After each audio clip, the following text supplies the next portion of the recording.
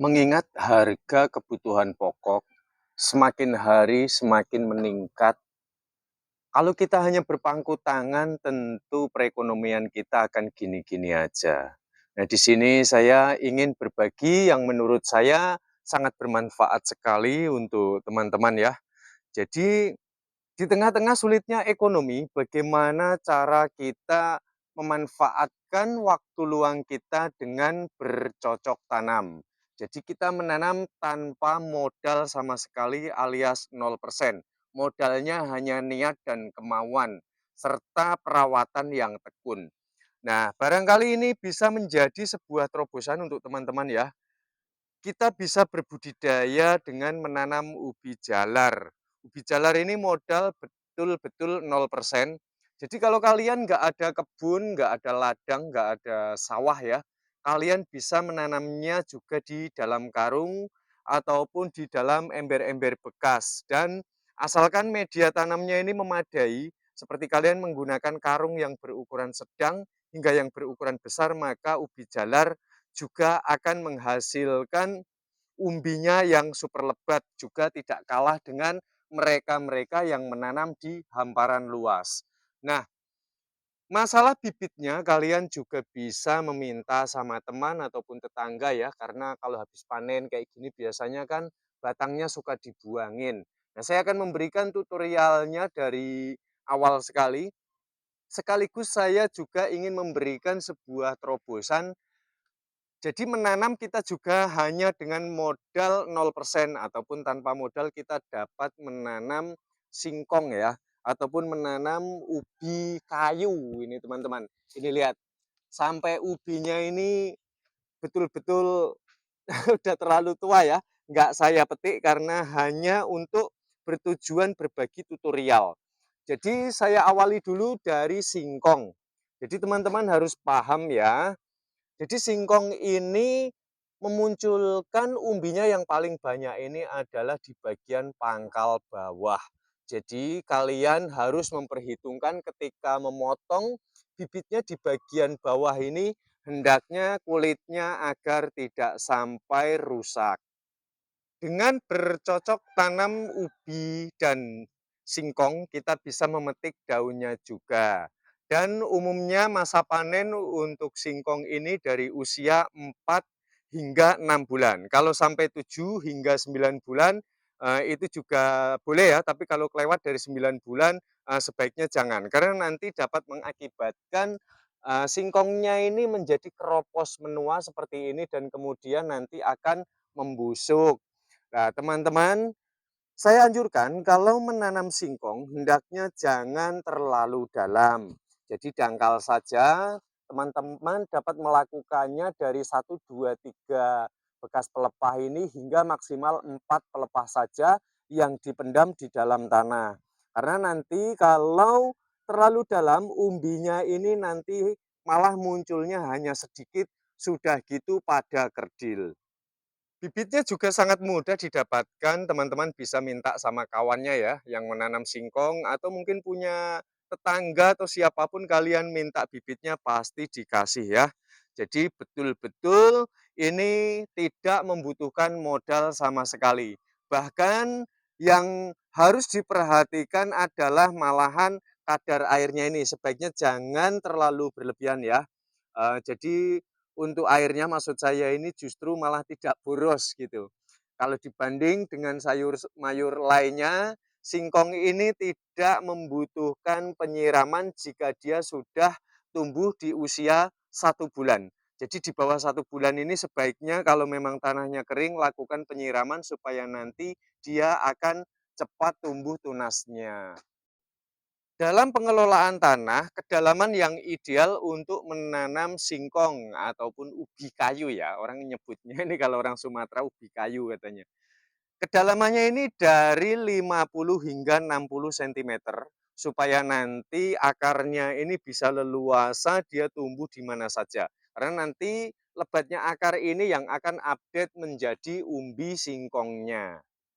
Dan untuk ubi jalar sendiri, kedalaman yang ideal dalam pengelolaan lahannya supaya bisa tumbuh subur seperti ini, lakukan dari 30 cm hingga 40 sentimeter. Maka sudah dapat dipastikan ubi jalar ini akan tumbuh dengan sangat subur. Lakukan kalau ada pemberian pupuk kandang ya, boleh menggunakan pupuk apapun, yang penting sudah stok lama.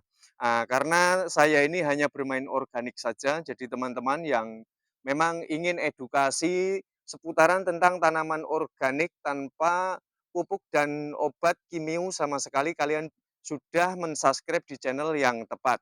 Bahkan sampai untuk mengusir hama penyerang, saya sudah mempersiapkan. Jadi teman-teman untuk seluruh tanamannya yang diserang oleh hama, semut, belalang, tikus, atau mungkin ada kutu kebul ya. Ini kalian dapat membuat sebuah cairan sendiri organik ya yang berbahan dari lada. Tapi saya anjurkan kalian menggunakan lada hitam ya teman-teman ya. Tuh lihat ya, daunnya benar-benar ini sangat subur sekali dan terlindungi, nggak ada hama tanaman sama sekali. Bisa dipastikan ini bisa kategori subur lah ya, ini subur makmur. Jadi kandungan dari lada ini perbandingannya air 1 liter, kalian dapat menggunakan lada hitam, kalau nggak ada lada hitam ya yang penting lada yang masih bulat, ini 1 sendok teh. Kalian lembutkan ya, yang dicampur dengan jahe, karena lada dan jahe ini sama-sama memiliki aroma yang menyengat, pedas, juga memiliki suhu panas. Sehingga nanti kalau hama menyerang, maka dapat mengakibatkan nanti nafsu makannya menurun dan pada akhirnya hama penyerang tersebut akan mengalami mengurus ya tubuhnya, ketahanan tubuhnya ini akan menurun sehingga nanti dapat membunuh hama pada tanaman. Dari kedua bahan tersebut kalian tumbuk halus, kemudian kalian rebus dengan 1 liter air ya. Tadi kalau jahenya kalian bisa perkirakan sendiri, yang penting jahenya ini memiliki aroma yang sudah menyengat.